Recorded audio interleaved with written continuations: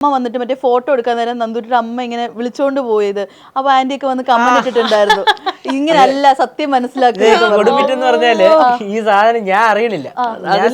നന്ദൂരിയുടെ അമ്മയും മെസ്സേജ് ഇട്ടിട്ടുണ്ട്. അതെ, രണ്ടുപേരും എല്ലാവർക്കും പൊന്നി ഇട്ടു.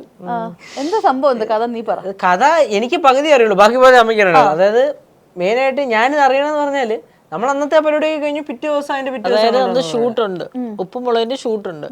അവളുടെ ബർത്ത്ഡേയാ. അപ്പൊ ഞങ്ങള് ഷൂട്ട് കഴിഞ്ഞിട്ട് എങ്ങനെയാ പോന്നേ. അപ്പൊ പറഞ്ഞു എന്നെ ചേച്ചി 7 മണി തൊട്ട് 10 മണി വരെയാണ് പ്രോഗ്രാം, അതിനുള്ളിൽ എപ്പോഴേലും വന്നാൽ മതി. പുനലൂരാണ് പ്രോഗ്രാം, ഓർക്കണം. എറണാകുളത്തുനിന്ന് പുനലൂർ വരെ ട്രാവൽ ചെയ്യണമെങ്കിൽ വൈകുന്നേരമാണ്, ഒരു 5 മണിക്കൂർ അങ്ങനെ പോലും വേണേ. 5-6 മണിക്കൂർ വേണം. ചിലപ്പോ 6 പിടിക്കും. പോട്ടെ 5 പിടിച്ചോ, കോട്ടയം വഴിയൊക്കെ പിടിച്ച് ഒക്കെ പോയി കഴിഞ്ഞാൽ ഒരു 5-ന് കിട്ടുമെന്ന് വിചാരിച്ചു. ഒരു 5 മണിക്ക് ഇറങ്ങിയാലേ 10 മണിക്കെങ്കിലും അവിടെ എത്തൂ. ആണോ?